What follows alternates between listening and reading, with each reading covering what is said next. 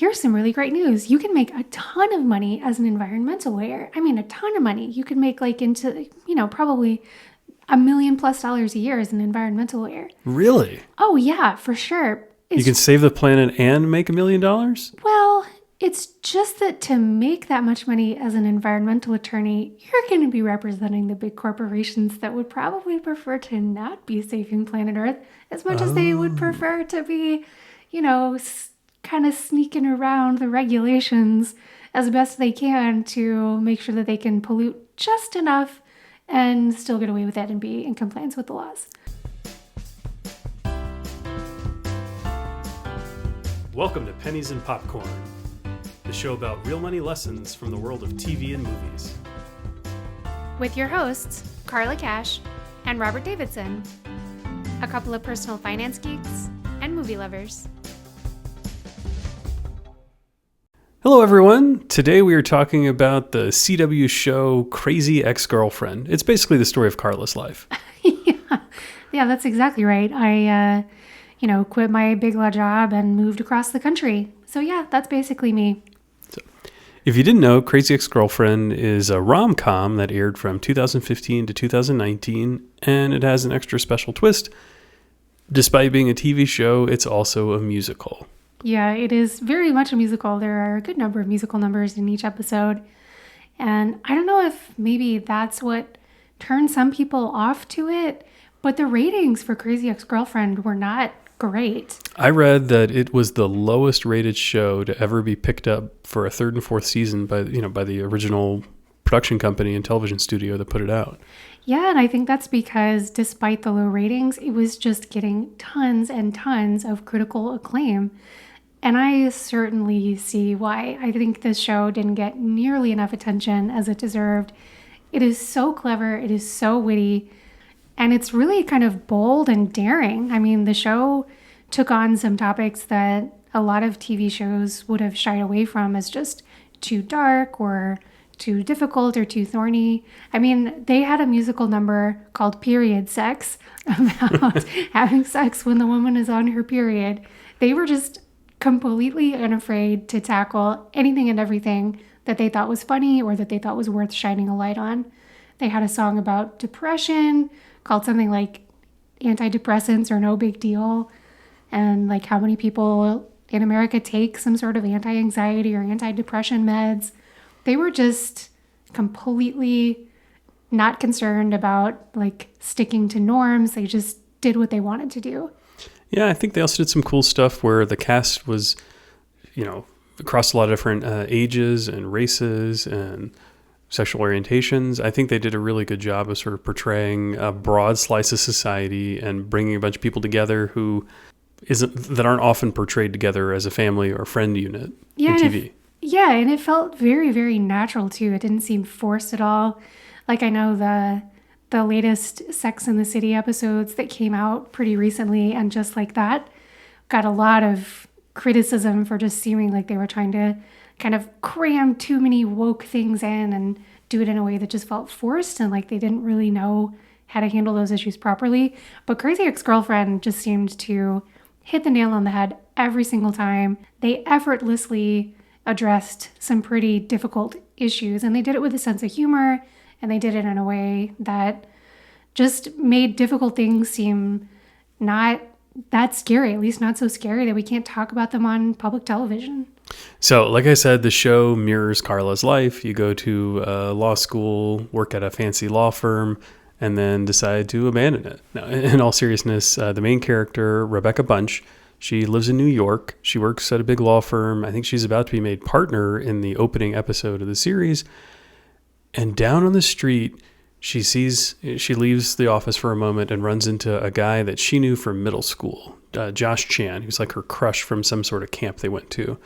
And his life sounds amazing. He lives in California, in West Covina, which, if you don't know, is not on the beach. It's not in the mountains. It's part of the Inland Empire. So while I'm sure it has a lot of good things going for it, it maybe isn't what most people think about when they picture moving to California.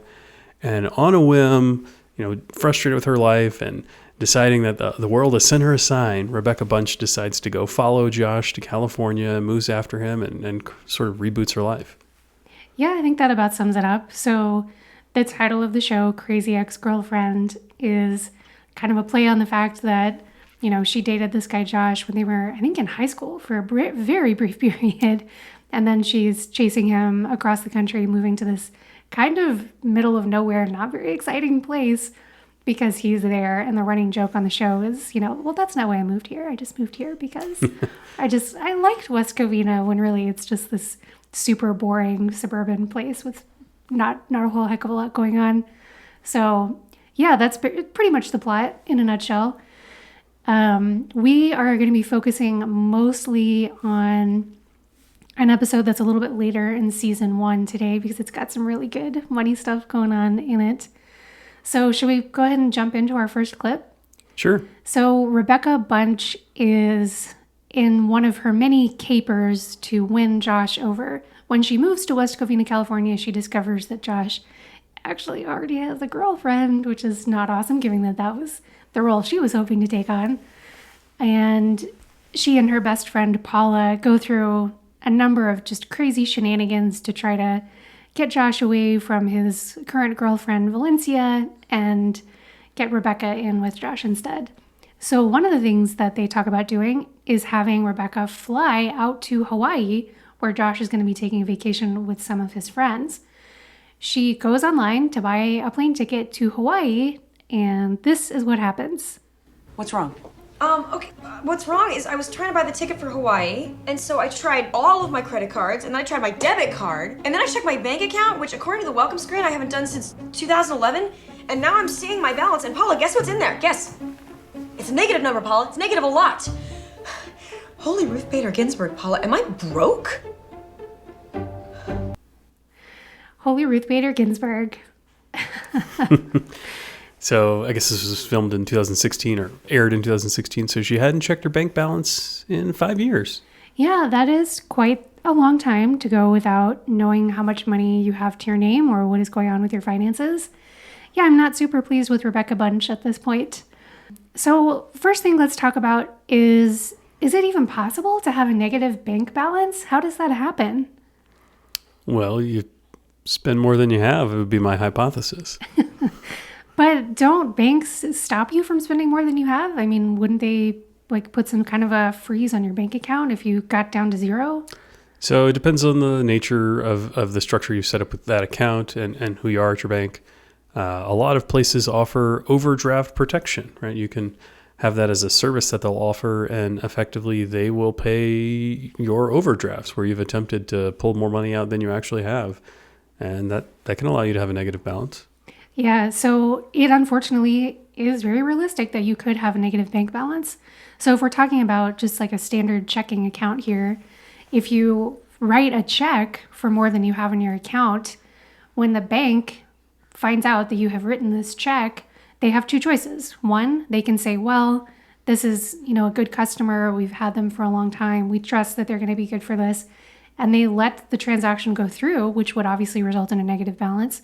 Or they can cause the check to bounce, basically saying, no, you don't have enough money in here. This check is no good. You can't write it. The check bounces, basically meaning it doesn't go through.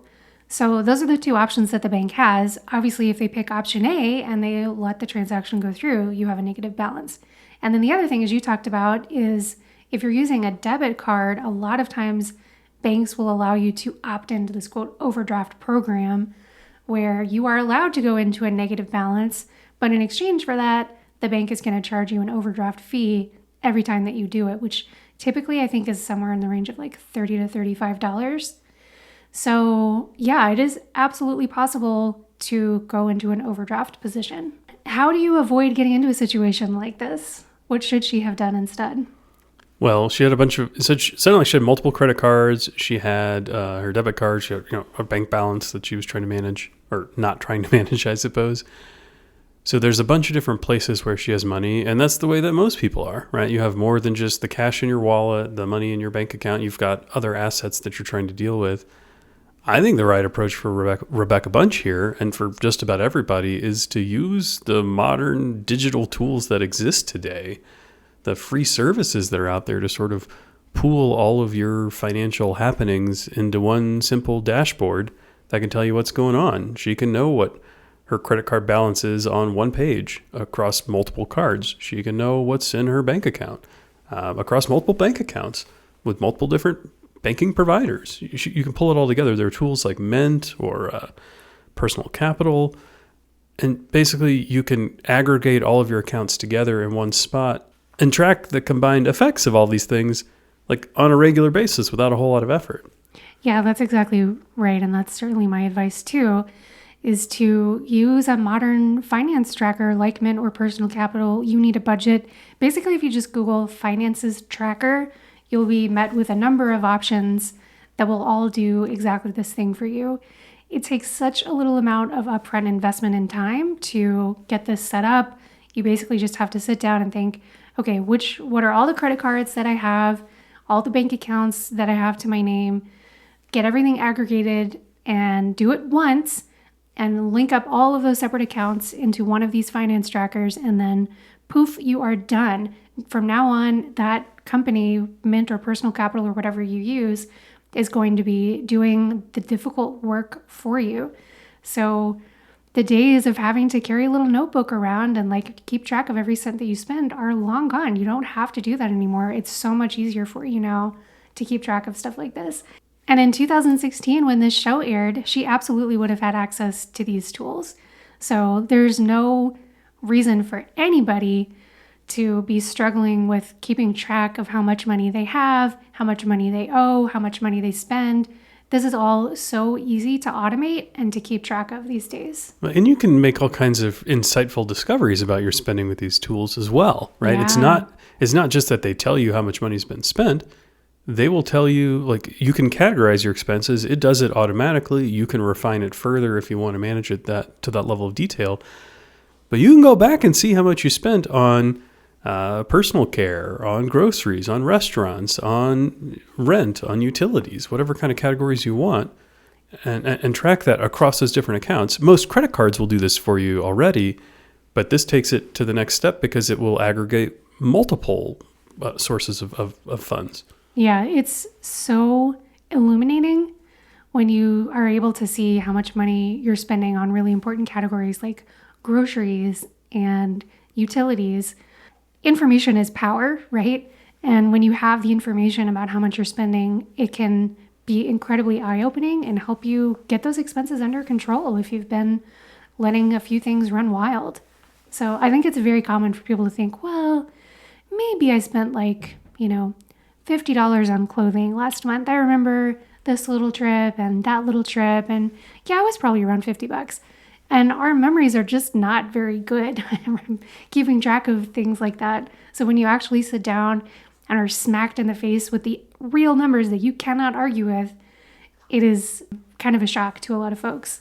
So I think it's the most important thing that anyone can do with their finances is to set up a tracking system like this to help you get a grip on what you're actually spending, what's coming in, how much you're saving, if any. And of course, to avoid getting in a situation like Rebecca is in, where just you're completely clueless as to what's going on with your money. Yeah. Easy to do, not a lot of time investment to make it happen, and then easy to draw meaningful conclusions from the data that's collected. Yeah. So.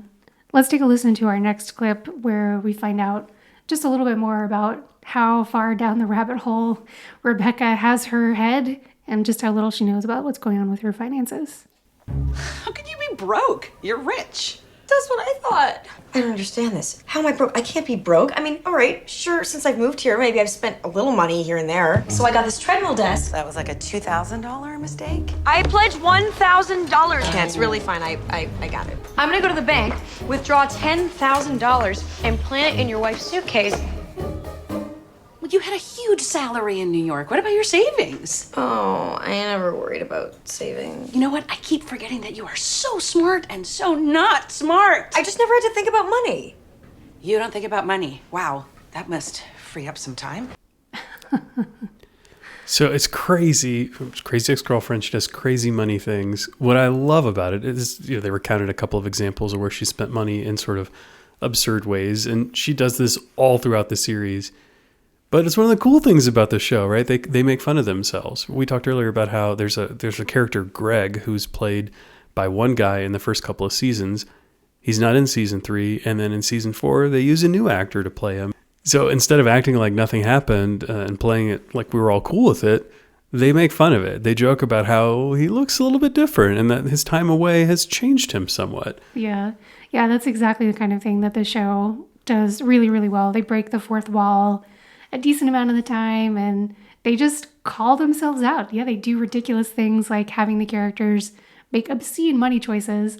And so many shows do that, right? And they just never acknowledge it. They just pretend like it's normal for people to live in a super fancy apartment when they're working a job that would pay them like 50 grand a year.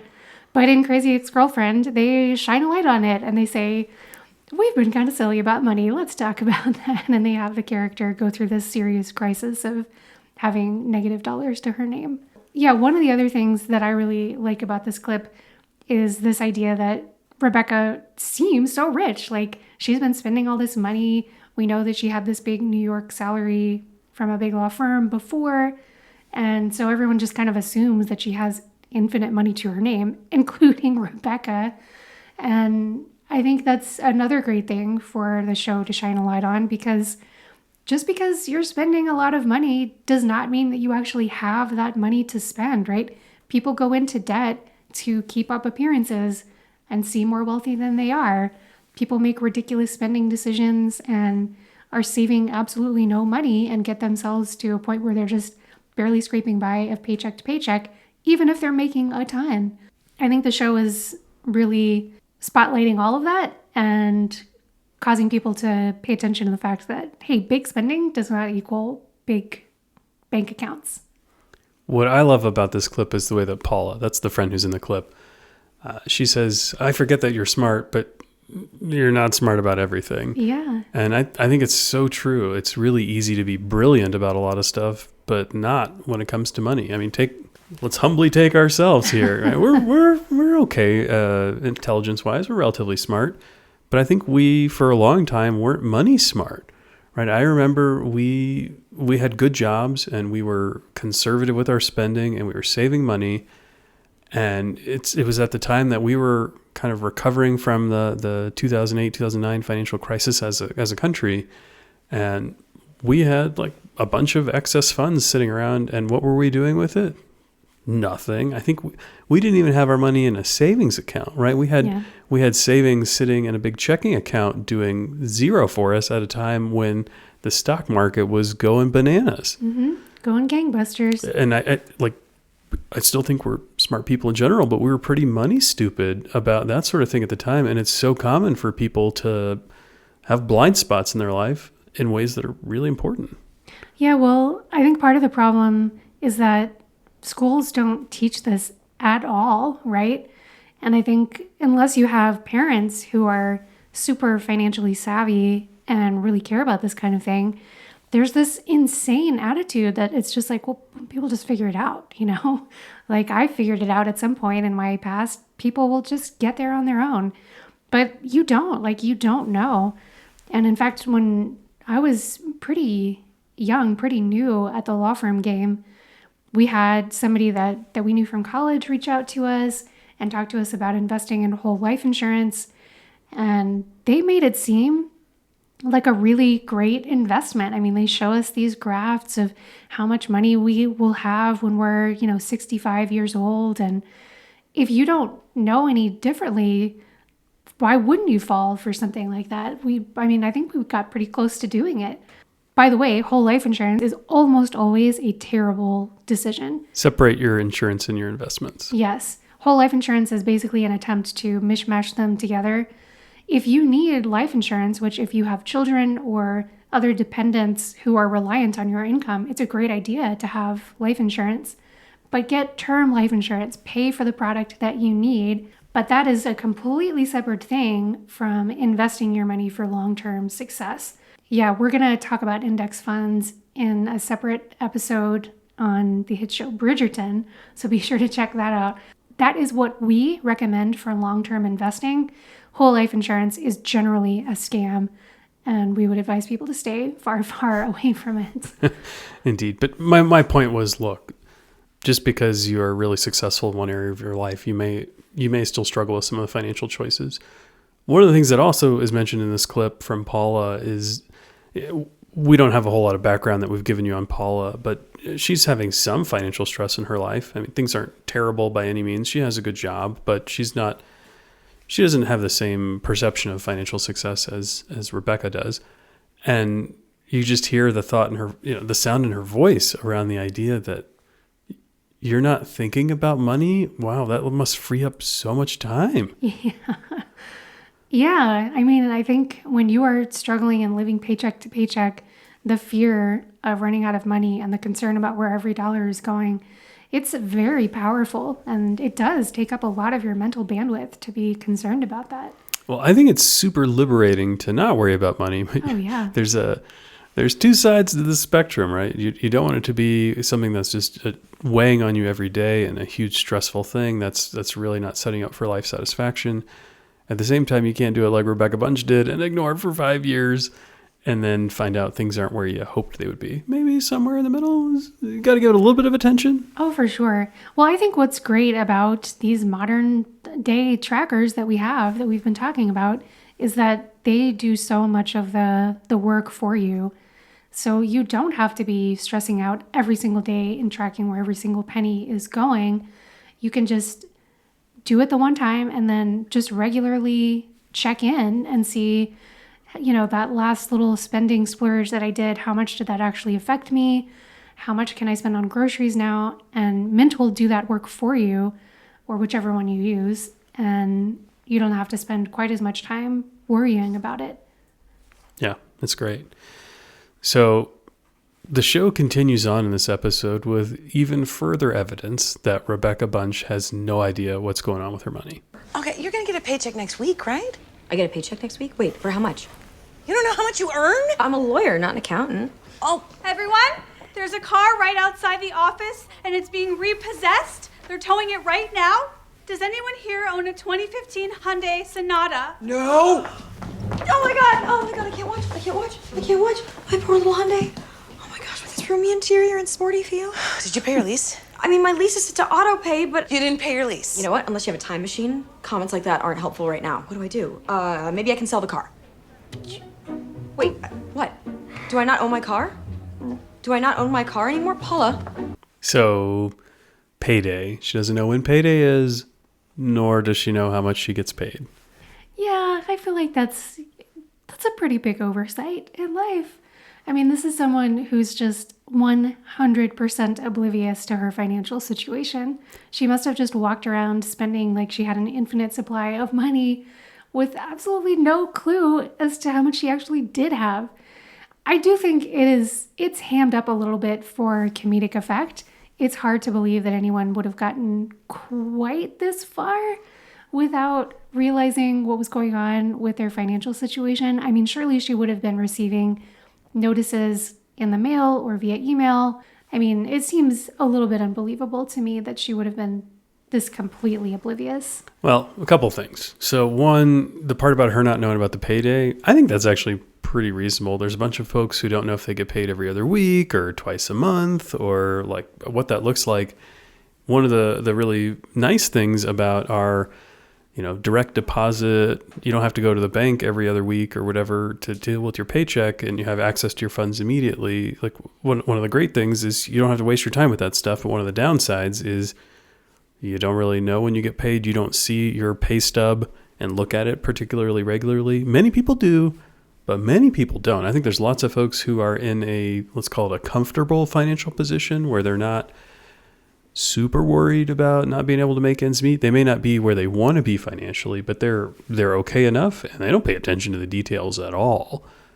And then the second part about not knowing what's going on with, notices and feedback, I want to argue that you'd be surprised how many people have moved and not updated their records somewhere, or, they changed an email address with something. Maybe they had like a university address that they don't have access to anymore, or they started one when they were younger and they've moved on, or they got married and, changed their email address and stopped using the old one. And it became only this thing that was junk mail and some bills, and everything's fine. Don't worry about it.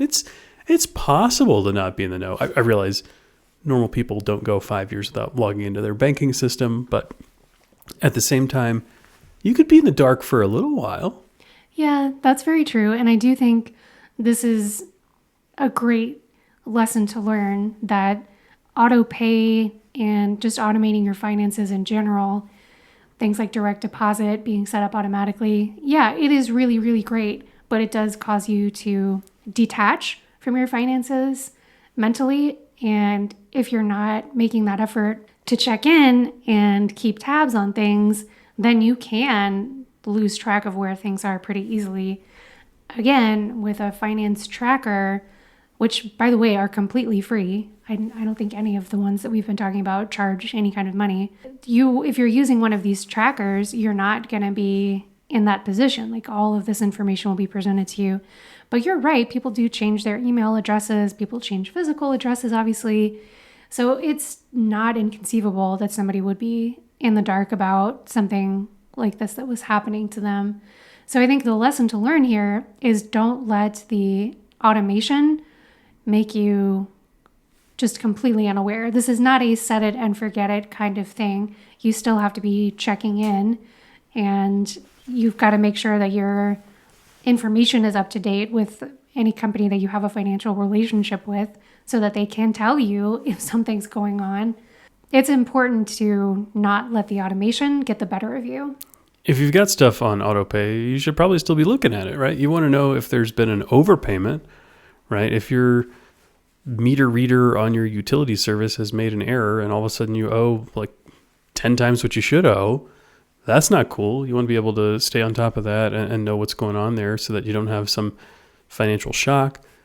And then you also got to watch for, a missing payment, right? Like, there are times when maybe your credit card information got stolen or compromised and they issued you a new one, or it expired and you forgot to go load the details into the place where your toll tag gets reloaded with cash all the time, right? There's all kinds of stuff out there that you may be relying on for auto payment. You got to make sure that there's not an overpayment or a missing payment for anything that you would expect regularly. Yeah, I do think most companies are pretty good about warning you if a credit card that they have on file for you is going to expire. But again, that only helps you if you have correct contact information on file with that company. So yeah, I think it's just important to keep track of which companies you have that financial relationship with, anybody that you owe like a monthly, quarterly, or annual bill to. You've got to know that that's there and it's coming, and make sure that you're set up to get any kind of alerts about what's going on with that financial relationship. So Rebecca's car gets repossessed. Hugely embarrassing. I've never known anybody to have that happen to them at a time when I was with them or anything like that. I cannot imagine how cringy it would be for that to happen in your office parking lot. But forgetting the whole social side of that, the fact that she's lost her car, and her approach is, well, can I sell it? Can I do anything about it? Pretty bad. Yeah, and she talks about Autopay here and the fact that she had that set up, but obviously it's not helping her because she doesn't have any money to pay you with automatically. So yeah, and she obviously just has this terrible misunderstanding of what it means to own something when you have a lien against it, right? So cars and houses are the best example of this, most common one certainly. You own a house that you have a mortgage on, it's in your name, but that does not mean that it cannot be taken away from you, right? The bank can swoop in and take it right back and sell it out from under you if you don't make the payments. That's what's happening to Rebecca here. She didn't make the payments. The car company, whoever she has the loan with, is saying, yep, we think we'll take that car back now and try to sell it and get some money for it because we're not getting payments from you, so we got to get it from somewhere else. So yeah, she cannot sell the thing that is being repossessed from her. That is what the repossessor is going to do. She can't do it anymore. Yeah, the time to do that has long since passed. Yeah, she's just made a bad mistake here. So let's take a turn now. Rebecca is a lawyer, as we have been talking about. One of the great moments in this show is a musical number called Don't Be a Lawyer. We can't really do an episode of Pennies and Popcorn about Crazy Ex-Girlfriend and not include a musical number. There's a person who works at the law firm that's friends with Rebecca and some of her colleagues who's thinking about going to law school, and they are all of them to a person are trying to discourage this person from continuing for additional education and going to law school because they just don't think it's going to be a good call. Law school debt, daily regret, is that what you dreamed of as a kid? Or did you hope one day that you find a way to spend 4 years working on a pharmaceutical company's merger with another pharmaceutical company? Your only expertise is running up fees, speaking legalese like a debt.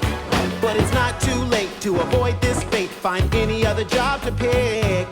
Sure, your parents might think you're a failure, but no one's ever said, first let's kill all the tailors, don't be a lawyer. So before we get into the clip, if you thought that was fun, like that's what the whole show is, right? Like every episode, there's, I don't know, 2, 3, 4 songs like that. Not all of them are quite so catchy and as ridiculous, but it's just fun. It's a fun show. Yeah, it's great. We've done a lot of episodes on shows that we're kind of mediocre about. Crazy Ex-Girlfriend is not one of them. This show is top notch and everyone should go watch it.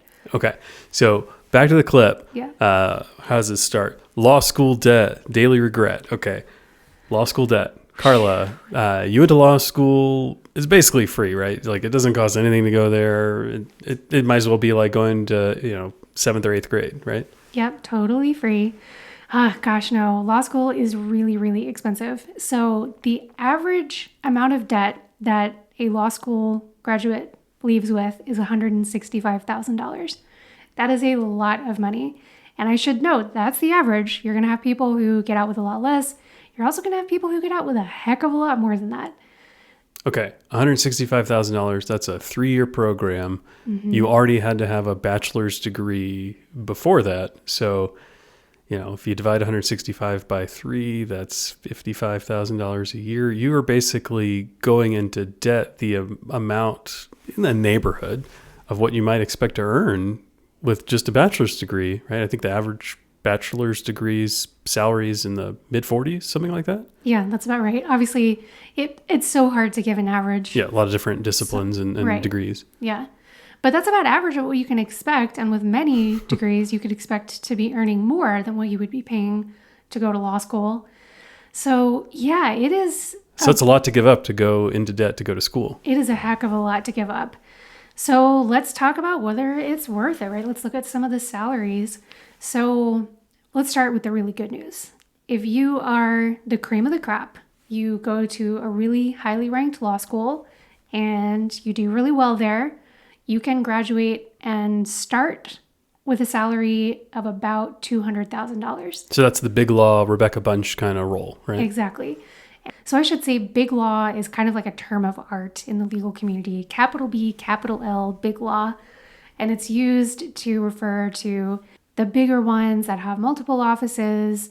They usually attract more high-end clients. They can typically charge higher rates. And of course, as a result of that, they typically pay higher salaries to their associates and more to the partners of the law firms. $200,000 is a supremely awesome amount of money to be making when you first graduate from law school when you're, I don't know, like 25-ish maybe. Okay. So that's a salary you might be able to earn if you're at the top and you go to one of those big law places you spoke about? That is correct. Now, as the song indicates, it is not necessarily super fun to be a lawyer, right? This is a job that is a lot more dry and a lot more effort and a lot more stress than I think most people realize before they get into the profession. It's funny, I was actually watching some people's reaction videos to this musical number from Crazy Ex-Girlfriend, and I saw a number of law students who were posting reaction videos to it. And as soon as I saw that they were law students, I was like, you guys have no idea what you're talking about. You guys just can't have the perspective on what it's really like to be a lawyer from just law school. Law school is so different than the actual practice of law.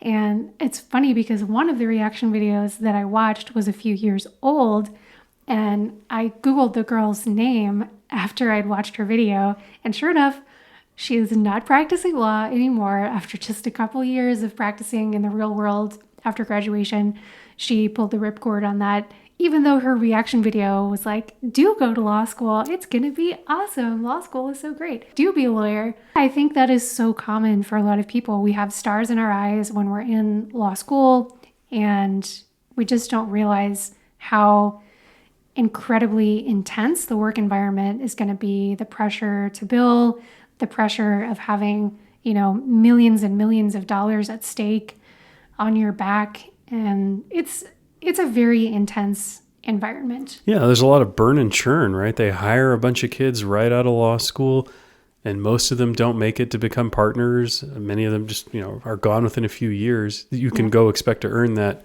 $200,000 salary if you're one of the lucky ones who made it into one of those big firms, only for a handful of years. On average, most people are out pretty quickly. So yeah, I struggle to find concrete statistics on this, but anecdotally, based on my own experience, I think it's pretty common for most people to leave within about 2 to 3 years. So, and law firms expect that. They hire a lot of associates right out of law school, knowing that most of them are going to jump ship and they won't be around in 5 or 6 years. I found one number online, which feels about right to me, that it's like less than 20% make it past 5 or 6 years. So if you live a fiscally conservative lifestyle, you can join a big law firm, pay off your law school debt pretty quickly, and then go get a job somewhere else. Now, what if you weren't somebody who was in a position to get a job in big law? What does that look like for you? Yeah, there are plum roles that are really, really difficult to get. So for most law school graduates, the median salary for lawyers just starting out is about $80,000. That is a huge decrease from $200,000. So you just cannot go to law school banking on the fact that you're going to get one of these really difficult to get jobs that's going to pay you an enormous salary right out of the gate. It's absolutely insane to go into that much debt fully expecting that you'll get one of those jobs, because they're tough. Even if you're accepted to a really high-end law school like Harvard, you're not guaranteed that you're going to get one of these great jobs if you really struggle in law school and you graduate at the absolute bottom of your class. I don't think there is a law school you can go to where you can guarantee that you're going to walk out earning that top salary of $200K a year. So if you're earning something closer towards the average and you had $160,000 worth of debt, and you compare it to the opportunity cost of what you could have had if you were already doing another kind of job with your bachelor's degree, you really better love what you're doing, because you're not getting a whole lot of payday out of it. It's going to take a long time for it to work out. But if you're spending 4 years working on a merger with a pharmaceutical company with another pharmaceutical company, I can't sing it like the guy in the show. That's not what most people are excited about doing with their time, right? I just can't imagine that the payoff can be that great for a lot of folks. And you got to look at it with a critical eye when deciding to go to law school. Yeah, the joke in the song about doing a pharmaceutical company merger for 4 solid years, that is not at all unrealistic. So that is something that would be in a different field of law than what I practiced in. I did litigation, but I certainly knew a lot of lawyers in my firm who were in that field, and I don't think that's terribly unrealistic. And I can tell you from my experience, just to give you one kind of crazy example, I spent months of my life at one point researching, writing about, and arguing with opposing counsel over the meaning of the word your, Y-O-U-R. You're really, really drilling down and doing some very esoteric, tedious things as an attorney that most people just couldn't even dream of when they're in law school, reading about the most interesting cases that make it into the law school textbooks, right? That people pick them because they're super interesting and they have kind of unusual things. But your day-to-day reality is basically you alone in your office, like 90% of the time, digging through papers, combing through old cases to try to find something to support your side of the argument, doing a lot of writing. It's a lonely job, and it's very, very just dense. And the pressure to do it well and make sure that you haven't missed anything is extremely high. So all of those things combined with the difficult work hours that most people are working in that field make it hard for people to stick with. So it's not Matlock, right? I think that's what everybody needs to know. But let's go back to this clip here. Your only expertise is running up fees and speaking legalese like a dick, right? Like it sounds like what you're talking about, right? I think the best lawyers in the world do not use this quote legalese. I'm sure everybody knows what legalese means, but basically it's like Latin words, really obscure words that never get used outside of the legal arena. I think there's medicalese too, right? Every company has their own version of this. Certainly every industry has their own version of this. To me, the mark of intelligence is not someone who can spew out a lot of words that the average person is not going to understand. Instead, it's somebody who can take kind of difficult, complicated concepts and boil them down to their essence and present them in a way that is very clear, very concise, short, and easy for anybody to understand. And the best lawyers in the world, like for example, if you were to go and read most Supreme Court opinions, you would understand them pretty well because those justices, for the most part, are very, very intelligent and they're very, very good writers, communicators. And the opinions that they put together are extremely easy to understand. There might be some words in there that wouldn't be familiar to you, but for the most part, you would completely understand it. And that's because that is the mark of real intelligence. So yeah, legalese sucks. And if you're dealing with a really good lawyer, they should not be trying to obscure the message by covering everything in this shroud of legalese. They should be communicating to you like a real person and explaining it in a way that you can actually understand. So your parents might think you're a failure. What about that, right? I mean, lawyers are held in high esteem in society, although the follow-up line is, no one's ever said, let's kill all the tailors. So maybe they're not held in that high of esteem. I don't know. It's just kind of interesting. What are your thoughts on, parental expectations? I got extremely lucky with my parents who are loving and wonderful and just wanted me to be happy. But I think for a lot of people, there is this idea that like, well, you need something that's going to pay a lot of money and you should be, maximizing your earnings in life as opposed to your enjoyment in life. And law school can be a pathway to do that if you are one of the elites and the lucky who is able to get into a good law school, do really well, and get into a super high-paying firm. But what good is that going to do you in life, right? Just the fact that your parents are proud of you is ultimately not the end goal of life.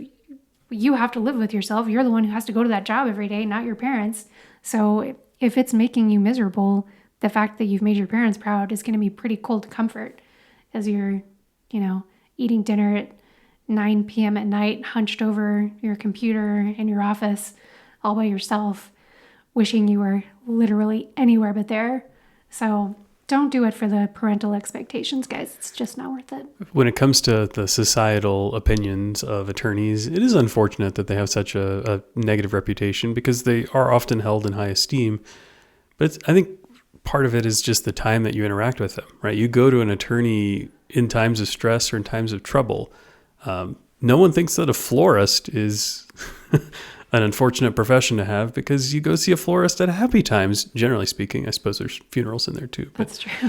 For the most part, it's happy celebration type times that you're doing stuff with a florist. Whereas with an attorney, aside from maybe having them review a contract for a lease or for a mortgage or something like that, you're generally going when things have gone wrong. Yeah, certainly for me in the litigation field, we do not get the phone call until the shit has already hit the fan and people are stressed out. It's an interesting profession. I feel like on the one hand, a lot of people are impressed and will give you a lot of praise for going to law school.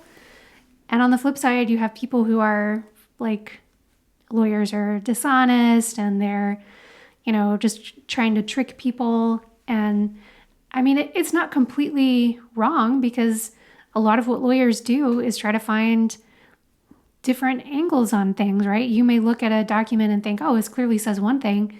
And an experienced lawyer can look at it and say, well, wait a second, it might actually mean something a little bit different. And, I think my client should win because there's this old case that interpreted the word shall to mean, might instead of must.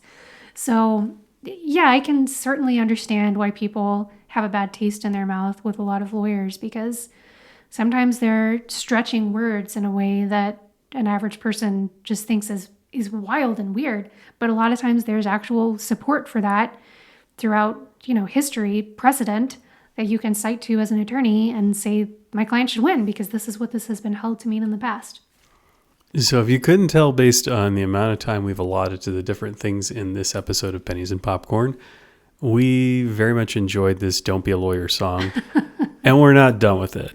We actually took a second clip from the song and want to talk about more of it. Yeah, let's listen. What about human rights law? No money, no money. Environmental law? No money, even less money. Immigration law? No money, plus it's a bummer. Okay, but what if one day you make it to the Supreme Court?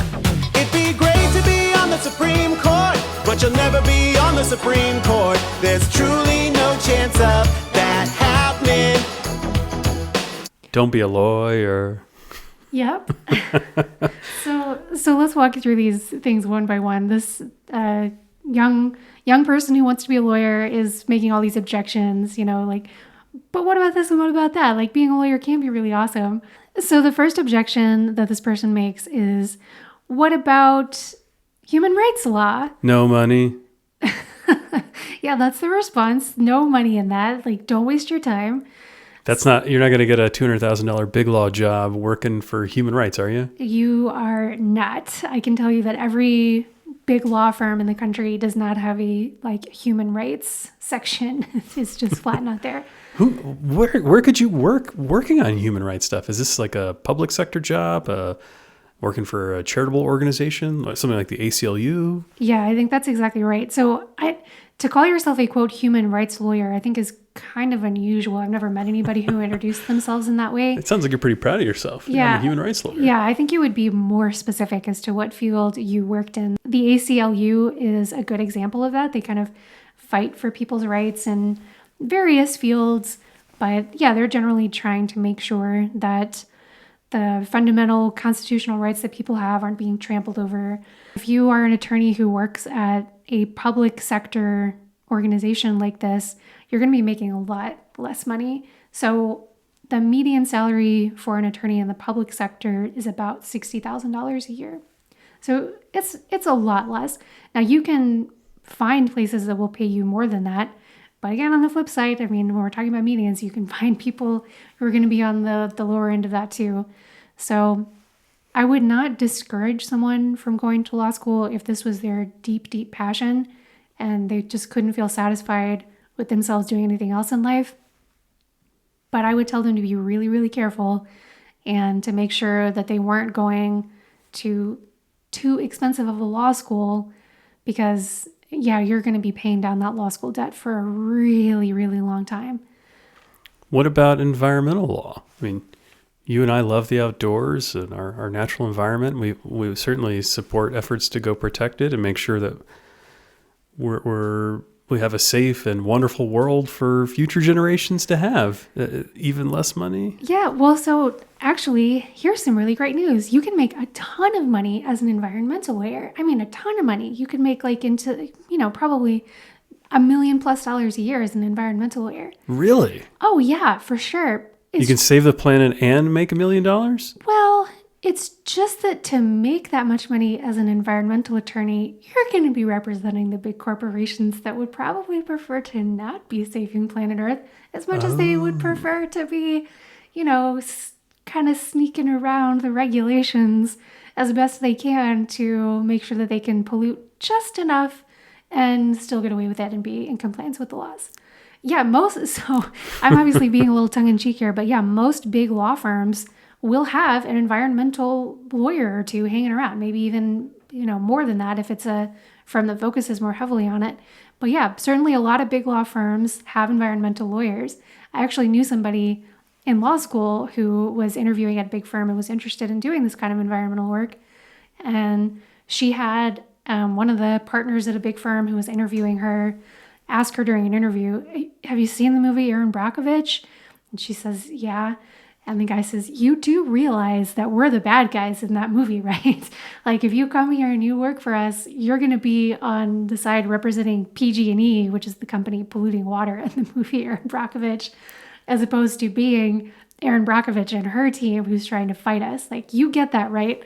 So yeah, that is basically what you're dealing with when you're talking about being an environmental lawyer on that side.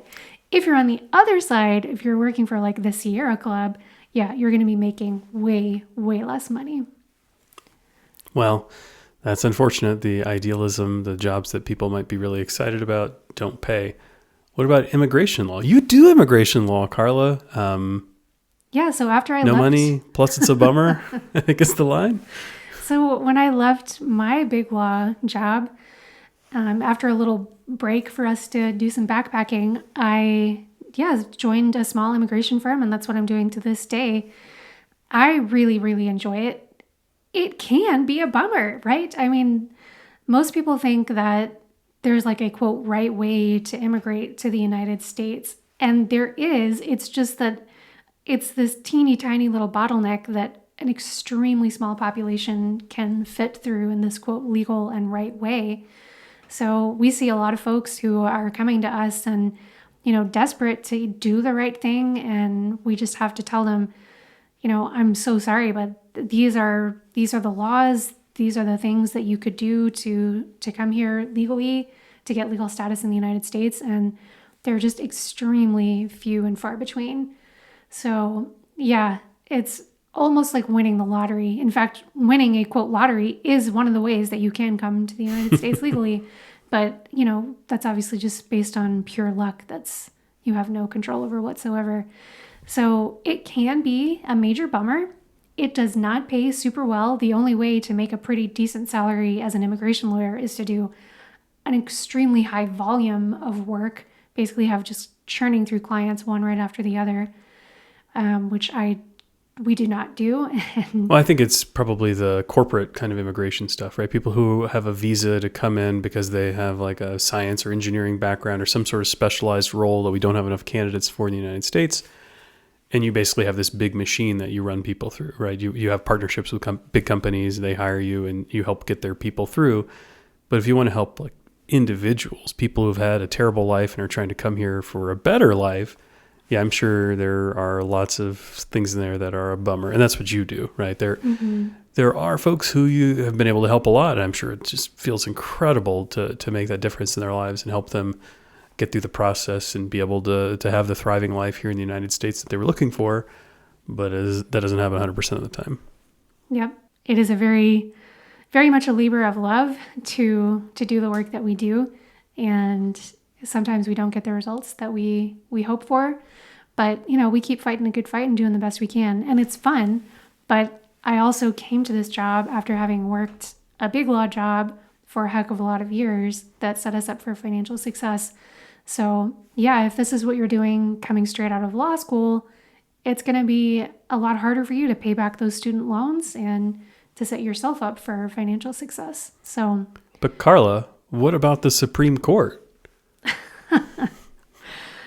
I mean, honestly, what about it?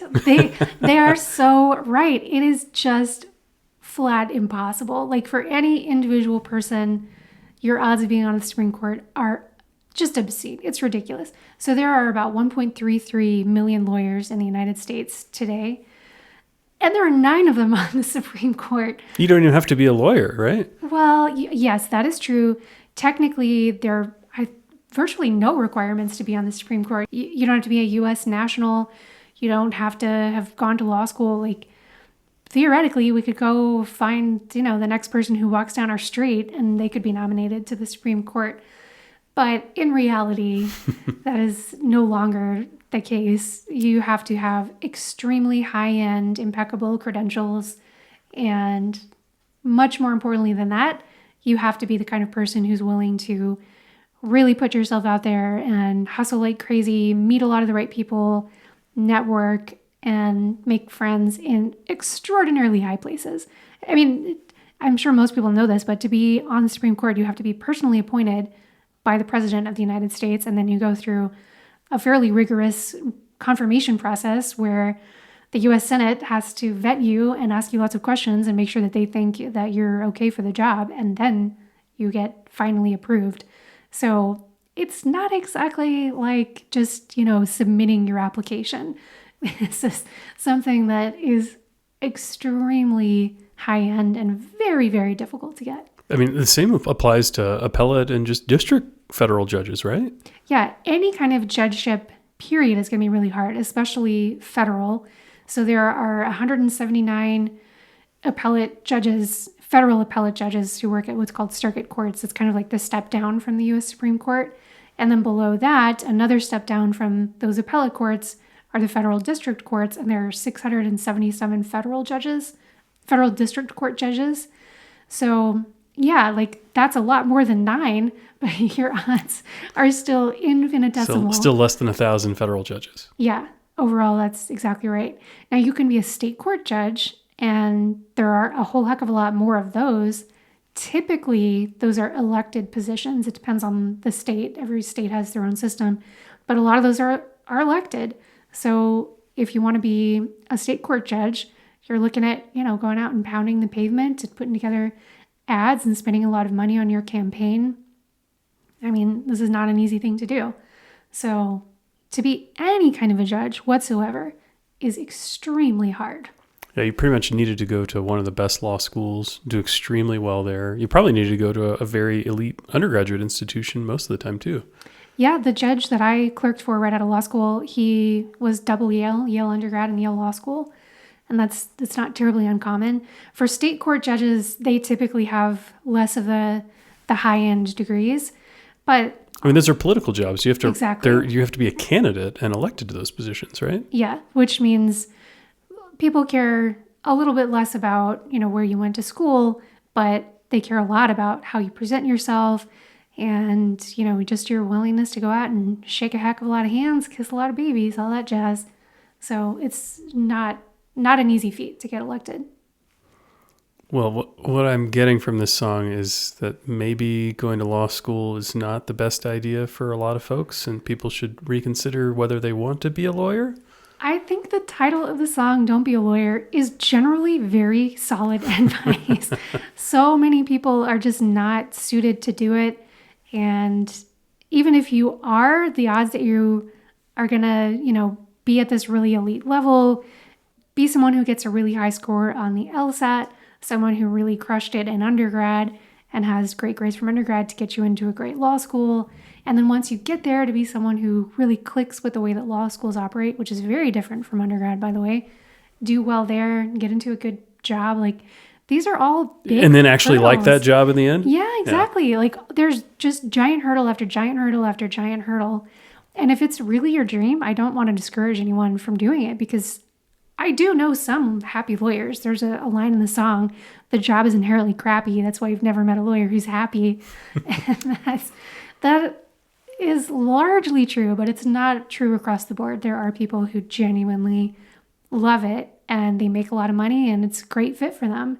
So if you feel really sure that you are going to be one of those people, then I say go for it. But my best advice is to talk to a lot of actual real life lawyers before you jump into that frying pan, because it's an expensive frying pan. It's one that's going to follow you around for a really long time. And you want to make sure that as best you can, that it's going to be a really good fit for you and it's going to be worth the investment. Well, what I'm sure of is if you enjoyed these little clips we played of the Don't Be a Lawyer song, you will like how smart and funny and clever the whole Crazy Ex-Girlfriend show is. And it's totally worth your time. I think it's probably still on Netflix. Indeed it is. Yeah, so I would go spend some time and check it out, watch a couple episodes. It's a lot of fun. Yep, we hope you enjoyed this episode too, guys. And just don't forget to not be a lawyer. And put your stuff into a financial tracker and stay on top of it. Yeah, keep it no more than 5 years between looking at your bank account. Yeah. Thanks for tuning in, guys. We'll catch you next time. Take care.